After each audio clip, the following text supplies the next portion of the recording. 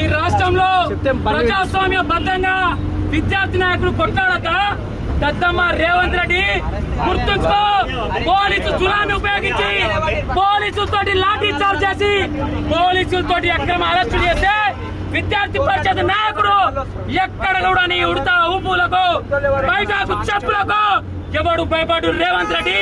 ఈ రాష్ట్రంలో విద్యార్థి పరిషత్ నాయకులు ఏమడిగారు? మాకు రావాల్సిన పేద విద్యార్థులకు రావాల్సిన 11,000 కోట్ల స్కాలర్షిప్ అడిగితే పోలీసులతోటి ఈ విధంగా అక్రమ దాడుల లాఠీ చార్జ్ ఏడుంది రేవంత్ రెడ్డి? గాంధీ సిద్ధాంతం అంటూ గాంధీ కొట్టమని చెప్పిండా? ఇందిరాగాంధీ సిద్ధాంతం అంటూ ఎమర్జెన్సీలా ఏ విధంగానైతే ఆనాడు ప్రజానికాన్ని ప్రశ్నించిన ప్రజానికాన్ని ఇందిరాగాంధీ అక్రమ అరెస్టులు చేసి లాఠీ చార్జీలు వేసి జైళ్లలో పెట్టిందో, ఈ రోజు ఇందిరాగాంధీని ఆదర్శంగా తీసుకున్నావు నువ్వు.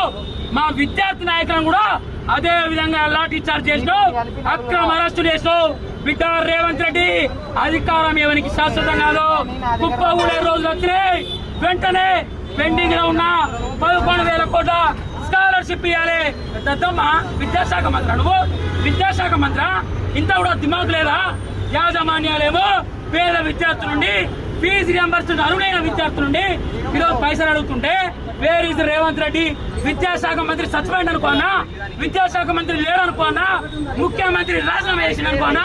ఈ యొక్క రాష్ట్రంలో ప్రజాపాలన ప్రభుత్వం లేదనుకోనా?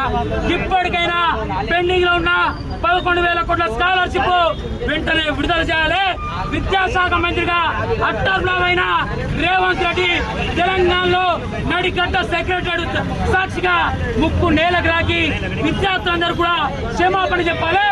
ఇప్పటికైనా అడ్మిషన్ల ప్రక్రియలో ఎవరైతే యాజమాన్యాలు డబ్బులు వసూలు చేస్తున్నారో వారిని అడ్డుకట్టాలని రేవంత్ రెడ్డిని విద్యార్థి పరిషత్ నాయకులుగా ఏపీ నుండి డిమాండ్ చేస్తున్నాం.